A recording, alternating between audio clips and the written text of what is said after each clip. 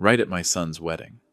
When snow covered the steps in white and everyone was clapping while the cake was being cut, a stranger moved close to me and whispered, "Your wife will need this tonight. Don't let your daughter-in-law see it." He slipped a cold USB drive into my pocket, then disappeared. I turned back. Kathleen was laughing, and Molly was smiling, a little too perfectly. In that moment, I understood the paradox of happiness. The brightest place is often where the truth hides the deepest. Before this story goes any further, please subscribe to the channel and leave a comment telling me where you're listening from. As for me, I'm going back to the very first moment. The moment I stepped into the waiting room and began to realize that this wedding was not as ordinary as it looked. I kept the USB in my jacket pocket for the rest of the ceremony, as if it might speak up on its own if I let my guard down. The reception hall was bright. Glasses clinked, making that cheerful sound I had heard for decades at parties just like this. Connor stood tall. He wore the practiced smile of a man who had learned how to convince others that he was doing just fine. Molly stood beside my son. Her white dress was neat and precise. Her eyes were sharp, as if she had already measured every distance in the room. I did not look for the stranger again. The snow outside the entrance grew thicker, and I knew there are things you should not chase in the middle of a crowd busy celebrating. Kathleen took my hand. That hand had led me through long winters in Montana, through failures and repairs, through years when everything required time. Today her hand was warm, but it trembled slightly. She smiled more than usual. She repeated questions she had already asked, and I answered slowly the way I always do so she would not feel confused. I glanced at Molly. Her eyes passed over my jacket pocket for a brief beat, just long enough for me to notice the calculation that did not feel out of place beneath the music. The party went on. Carefully prepared speeches, well-timed congratulations, applause on cue.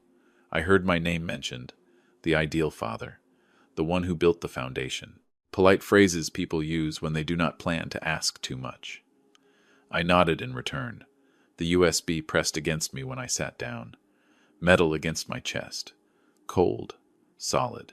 I wondered how the stranger knew the exact moment, the exact place, and the exact fear to use. At one point, Molly came closer and offered to take Kathleen to freshen up. I saw my wife's wrist resting in my daughter-in-law's hand, a grip just firm enough to guide. Kathleen looked back at me, that familiar questioning look. I smiled to reassure her. That smile, I had practiced it for years, strong enough to keep silence when needed. As they walked away, I noticed a server standing near the door. His posture was stiff. His eyes were not on the tray of drinks. I had worked with machines my whole life. I could tell when something did not belong where it was standing. Time moved slowly. Outside, the wind struck the glass, a steady murmur as if reminding us that winter here does not care about anyone's schedule. I excused myself into the hallway. The lighting was softer. The familiar scent of old wood from the manor hung in the air. I touched my jacket pocket again, making sure the USB was still there. The stranger had said tonight. Not now. Not tomorrow. A precise reminder, as if measured by the clock of someone who knew this house's rhythm well. I stopped in front of a family photograph on the wall. Kathleen and me when we were young. Connor still small, smiles that did not yet know fatigue. I remembered the land behind the manor, the paths only I still remembered. I remembered carefully closed doors, meant to protect what should not be displayed. And I remembered a name, Liam, a man who once worked underground, a man who understood that the deeper something is buried, the more it needs the right light, at the right time. When I returned to the hall, Molly stood at the center, raising her glass. She spoke about family, about the future, about the necessary things to protect one another. Each word flowed by carefully weighed. I saw Kathleen sitting in the front row, nodding along with the rhythm. For a moment, fatigue crossed her face, then vanished. I did not blame her. Some kinds of exhaustion do not come from age, but from someone changing a rhythm that once felt natural. After the dance, I took Kathleen back to the room early. I said the wind was cold. I said she needed rest. Molly smiled in understanding, nodding a bit faster than necessary. Connor patted my shoulder, said everything had been taken care of. I replied that I was used to handling things myself. That was the only truth I said out loud that evening. In the room, I helped Kathleen take off her coat. She asked me what day it was. I answered, then sat beside her until her breathing became steady again. I did not rush. I knew time itself is a kind of lock. Opened at the right moment, it preserves what still remains. When I stood up, I turned off the light, leaving just enough glow to recognize a familiar face. I stepped into the hallway and closed the door softly out of habit. At the far end, I saw a figure pass by, not the stranger from earlier, but one of the staff. They avoided my eyes. I did not call out. I did not ask. Some questions only make doors close tighter. I returned to my small study, a room few had entered in recent years. An old wooden desk, the computer I still used to store what needed keeping. I sat down and took out the USB. The metal reflected the yellow light. No label, no markings. I placed it on the desk and took a long breath. Outside, the wind grew stronger, as if the entire manor was listening. Before touching it, I thought of Kathleen, of her smile slipping slightly out of rhythm tonight. I thought of Molly, of that quick glance and the smile that was too perfect. I thought of the whisper hidden beneath applause. And I understood something. The party had ended the moment the USB touched my pocket. Everything after that was just ceremony. I plugged the USB in, and the room fell silent in a very different way. The screen came to life slowly, as if the machine itself needed time to consider what was about to be exposed. There were no familiar folders, no shocking video clips like people imagine, just a blank, minimalist interface with an access request I had seen before. 3 years earlier, at the family's old silver mine, I recognized it instantly, not by how it looked, but by how it waited in silence. A decryption program, removed from the security system after a so-called technical incident, quickly documented, then quietly closed. I did not rush to click anything. I sat still, listening to the wind outside the window. The snowstorm had arrived right on schedule, blurring every road leading out. Cell service weakened, then disappeared. In that moment, the manor felt like an isolated island, and I understood why the word tonight mattered. I entered the old password, not because I remembered every character, but because my hands still remembered the habit. The interface opened. A timeline appeared. Time blocks removed from the mine's security cameras. I scrolled. 1:15 in the morning, a familiar date. I clicked. The sound came first, before any image. A low, steady voice, very much like mine, too much like mine. Each sentence stitched together with care, breathing patterns replicated perfectly. If I were not familiar with the truth, I would have believed it was me. But I know my voice. When I am tired, when I hesitate, when I choose silence. This recording had none of those pauses. It was too perfect, like a key cut by a machine. Then the image appeared. A corridor inside the mine, cold lighting. I saw a figure bending down in front of a temporary medicine cabinet. A white dress, quick, efficient movements. Molly. She swapped the medication, placed it back exactly where it belonged, with the confidence of someone who had practiced many times. I focused on the label. No expertise was needed to understand. The dosage was different, a small change, but enough to slow memory's rhythm, enough to make a question disappear the moment it was asked. I leaned back in my chair. Everything clicked together in a way that sent a chill through me. The mornings when Kathleen seemed more tired. The afternoons when she lost the thread of a story. The papers signed with the explanation. Just a formality. There was no loud scene, no crude trace, just a series of small adjustments. Patient, methodical, breaking things from the inside. There was a knock at the door, even, unhurried. I had not yet turned off the screen when Molly's voice came through, gentle, the same tone she used when raising a glass. "Dad, are you still awake?" I locked the screen, pulled out the USB, and placed it in the drawer. I did not answer right away. I stood up and walked slowly, so the person outside would understand. I was not being rushed. Molly stepped in. The hallway light reflected on her face, revealing nothing. Connor followed behind her, quieter than usual. The room suddenly felt smaller. Molly glanced at the computer, then back at me. "I just want to make sure Kathleen is resting well," she said. "It's been a long night." "I know," I replied. "Every long night leaves a mark." Connor shifted his feet slightly. I saw the pressure in his shoulders. Not the worry of a son, but the weight of numbers that no longer balanced. Molly continued moving past the silence. "There are things that need to be arranged early," she said, "to avoid misunderstandings." especially paperwork. I looked straight at her. Paperwork doesn't sign itself, I said. It needs memory. A moment passed. Then Molly exhaled. Her smile dropped like a mask set down on a table. You're smart, she said. So I'll be direct. The silver mine is no longer a mine. It's storage. Data. And our family is standing on top of it. Connor looked at me as if asking permission to explain. I raised my hand. Not high. Just enough to hold the rhythm. Go on, I said. Molly talked about unnamed contracts. About servers that needed silence. About the value of a place no one would suspect. She spoke about protecting the family by legalizing control. And then she said the last thing. No decoration. No softening. Kathleen didn't become forgetful naturally, she said. I just adjusted things. There were no harsh words. None were needed. The truth stood there, straight, cold. Connor lowered his head. I didn't have a choice, he said, his voice breaking. The debts kept piling up. I just wanted to keep everything. I looked at them. 2 young people, standing in my old room believing everything could be arranged, like a spreadsheet. I didn't shout. I didn't argue. I thought of Kathleen sleeping next door, her memory stretched by someone else's design. The storm will keep us here, Molly said, almost as a reminder. Tonight everything can be wrapped up neatly. I nodded as if agreeing. Yes, I said. Tonight will end. They left. Behind them a faint trace of perfume and a thick silence. I locked the door. I opened the drawer and took out the USB. Inside it was not just evidence. It was time. I checked the clock. 1:15 in the morning had passed. I knew the next step could not be direct confrontation. Not yet. I went into Kathleen's room. She slept peacefully, her breathing steady. I sat down and held her hand. We're going for a walk, I whispered, soft enough not to break the thread of her sleep. I stood up and gathered my coat, my keys, the things I always kept where they belonged. Outside, the wind howled through the cracks. Beneath the snow, old paths were waiting.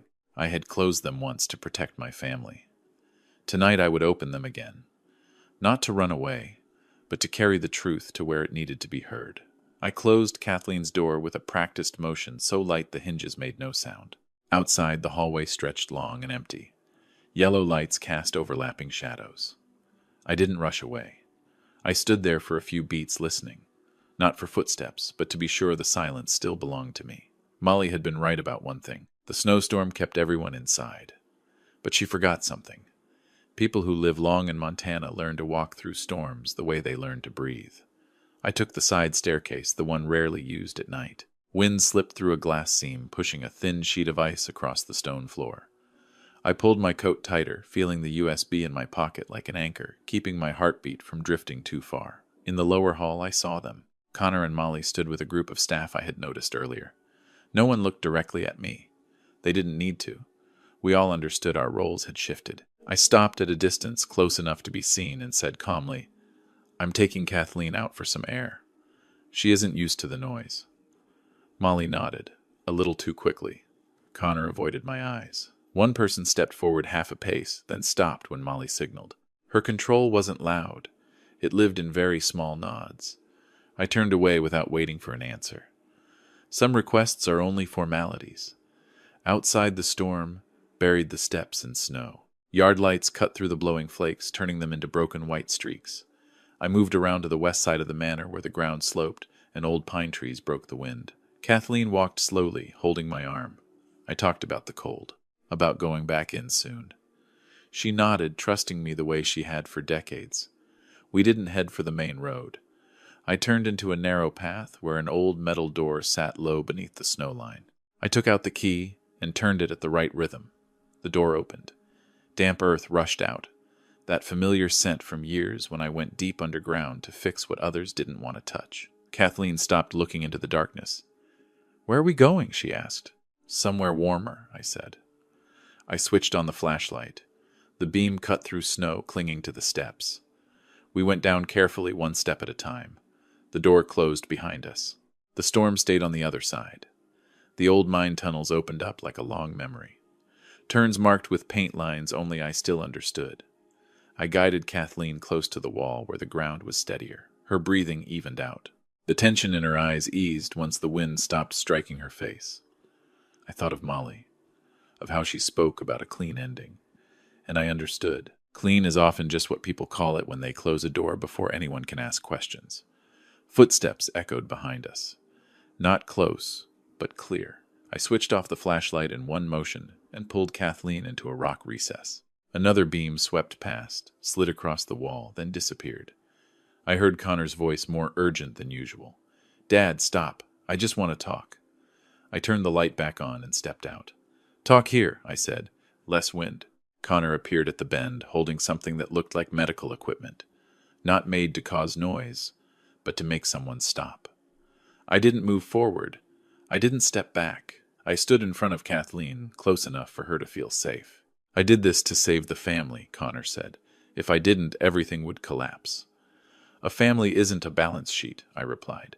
"It can't survive quiet adjustments." Molly stood behind Connor, her eyes calm to the point of cold. "You always think you understand every path," she said. "But times have changed. Not every path I answered, just the ones old enough to be left out of other people's plans." I turned left to a low iron door coated in dust. I unlocked it. Inside was a small, dry room. An iron box sat against the wall. I pulled it out.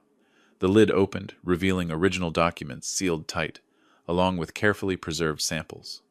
Things that need time to be forgotten, but never disappear. I looked at Molly. "You're late," I said. "I've kept this since before you learned how to smile at the right moment." Connor stared into the box. His shoulders dropped. Molly was silent for a beat, a rare thing. Then she smiled. Thin, brief. "You think bringing this into the light is enough?" she asked. "I don't think," I said. "I act." I took out the USB and placed it beside the iron box. "The truth doesn't need to run," I continued. "It just needs a place to stand." Connor looked at Kathleen. She was looking at him, her eyes caught between recognition and distance. Something shifted in him. The device in his hand lowered. "I didn't want her like this," he said, his voice breaking. "I was just cornered." "Being cornered doesn't give you the right to push someone else," I said, "especially the one who built the paths for you." Molly took a step forward, then stopped when Connor raised his arm. Control changed direction without a word. I closed the box and held it close. "We're going back," I said. "There are people who need to hear this." Wind hissed through cracks in the rock, distant and dull. I led Kathleen first. Connor followed. Molly came last. A new order formed without explanation. Down there beneath the ground, I saw clearly what the party above had hidden. When the lights are dimmed enough, the truth has nowhere left to hide. We went deeper, leaving the familiar stretch behind and stepping into branches with fewer footprints. I kept our pace slow, not because I was tired, but because a slower rhythm helps people think clearly. Kathleen held onto my arm. Her breathing steadied as the air became more stable. Connor followed his steps, uncertain. Molly kept her distance. She didn't say another word. Her silence now weighed more than any justification ever could. The flashlight swept over old numbers on the walls. Directional marks I had painted years ago. I stopped at a narrow junction. "We split up," I said, without looking at Molly. "Connor goes with his mom. You come with me." I didn't wait for agreement. Connor nodded as if he'd just been given what he needed most. A clear task. We separated in silence. I led Molly down the left passage. Not deep, but winding. She understood the intent. Her eyes flicked quickly, measuring distance. "You think keeping me here is smart?" she asked. "I think keeping the truth close is necessary," I replied. "Whether it's smart or not, time will decide." We took a few more dozen steps when metal struck stone behind us. Connor had dropped something. I stopped and turned. Molly stopped too. In that brief moment, I noticed the fatigue in her posture. Not fear, but disappointment. A plan no longer holding its shape. I opened a low door and stepped into the old control room. Stripped circuit boards left bare metal frames. On the wall hung the mine's broadcast system. Unused for years, but still intact. I set the iron box on the table, pulled out the USB, plugged it into a backup storage unit I had left behind long ago. I didn't need a network. I needed sound and image to reach the right place. Molly leaned against the wall, arms crossed. "What are you doing?" she asked, her voice thin. "Letting people hear," I said. "Not to punish, but to finish this." Rapid footsteps echoed outside the door. Connor appeared pale. Kathleen followed, supported by him. "They're locking the upper passages," Connor said. "The staff." I nodded. "Then we don't go out," I replied. "We stay. And we speak." I powered up the system. A low hum filled the room, then settled. I selected the channel linked to the main hall. The screens up there were still on, replaying moments from the reception. I took a slow breath. No introduction was needed. I played the first clip, Molly switching the medication. No background music, just the truth standing still. Then the AI recording began. My voice, clear, even. Too perfect. I stopped it halfway. "That's enough," I said. I moved on to the documents, timestamps, signatures, small adjustments. I didn't explain much. I let the pieces find each other. A moment later, noise drifted down from above, muffled, but enough to know the hall was waking up. Molly took a step forward, then stopped when Connor raised his hand. "Don't," he said. "I'm tired." Kathleen looked at the small screen in the room. Then she looked at me. "Patrick," she said, her voice slow but steady. "I remember. One word, enough to open more doors than any key ever could. I shut down the system here, leaving it to keep playing upstairs." "We wait," I said. "No one needs to run." Time passed with our breathing. The wind faded in the distance as if the storm had accepted defeat against the rock. After a while, an iron door sounded down the corridor. Not rushed. Light swept through the gap. I didn't step forward. I didn't step back. I stood beside Kathleen. Molly sat down on a chair. "For the first time all night, you've won," she said, not looking at anyone. "No," I replied. "The truth has just found a place to stand." Connor lowered his head. "I'll stay," he said. "I won't run." I placed my hand on his shoulder. Light. Enough to pass on something I'd learned long ago. Some decisions don't erase consequences, but they stop them from spreading. We sat there a while longer until the footsteps outside became clearer, more orderly. When the door opened, I met their eyes. I didn't need names. I said one thing. "Everything that needed to be heard has been heard." They nodded. I didn't ask anything else. I turned to Kathleen. "We're going home," I said. On the way back, I locked the tunnel entrance behind us. Not to hide anything, but to close a chapter. Above the hall, lights were still on, not brilliant anymore, just bright enough to see one another. And for me, that was enough. We returned to the manor when dawn was near. The storm had weakened, leaving a thin layer of snow along the paths, as if the long night had never been angry at all. The lights in the main hall were still on, but no one was raising a glass anymore. The large screens were dark, reflecting only cold-fogged windows. I walked slowly, not because I was tired, but because I wanted everything to settle back into place like a room after every drawer has been opened. Kathleen sat down in her familiar armchair. I made tea the kind she had liked for many years. Her hands no longer shook like they had earlier that night. When I set the cup down, she looked at me longer than usual, then smiled. "I remember the road to the west," she said, "and the metal box." I nodded. No more needed to be said. Some memories only need not to be pushed aside. They find their own way back. Connor stood at the doorway, his shoulders relaxed like someone who had just put down a weight heavier than he expected. He said he would stay to handle things the right way, that he needed time. I did not ask how long. Time was not something I could decide for him. I only said, "Stay when you need to. Leave when you're ready." He nodded. His eyes were red, but he looked straight at me. Molly was no longer there. Not because she disappeared, but because the story had reached a point where she no longer needed to stand at the center. What needed to be revealed had been revealed. The doors that needed to be closed were closed quietly, without display. Order was simply returned to where it belonged. Morning came slowly. Weak sunlight broke through the clouds, reflecting off the snow in soft patches of light. I opened the window a little, letting the clean, cold air drift in. Kathleen closed her eyes and took a deep breath like someone returning to an old home after a long journey. I sat beside her without speaking. This silence was not avoidance. It was the reward for having said enough. The days that followed passed steadily. Kathleen stopped taking the medication that slowed everything down. Her memory did not return like a door swinging open, but like a dimmer switch, brighter each day. She remembered the names of the flowers by the porch. She remembered the wooden chair that creaked softly when you sat down. She remembered where I always put my keys. Each time she remembered something new, I did not show surprise. I simply acknowledged it like someone who understands that when the current stabilizes, the system balances itself. The manor returned to its normal rhythm. Rooms were set back in order. Papers were sorted properly. The old silver mine was secured in a different way, not to hide it, but to protect it. I left the broadcast system there. It was off but ready. Some things no longer need to be used. They only need to exist to remind us that light always finds a path. One afternoon, Kathleen pulled me out onto the porch. The snow had melted in places, revealing dark earth beneath. She held my hand and spoke slowly. "Family is not the photo taken on a wedding day." I smiled. She continued, "It's the person who stays after the photo is put away."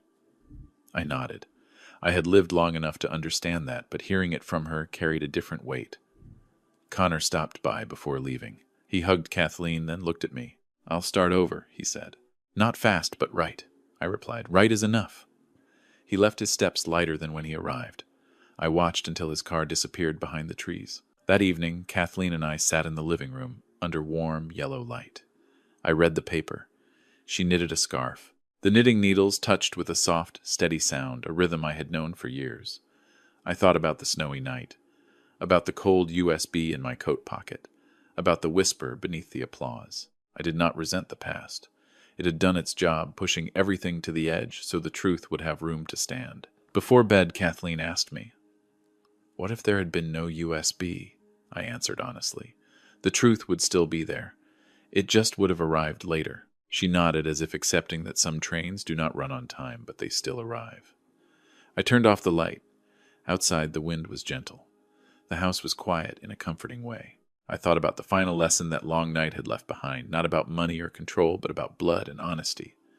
Family is not the people standing together under bright lights. It is the people willing to walk with you through the darkest paths to open the door at the right moment.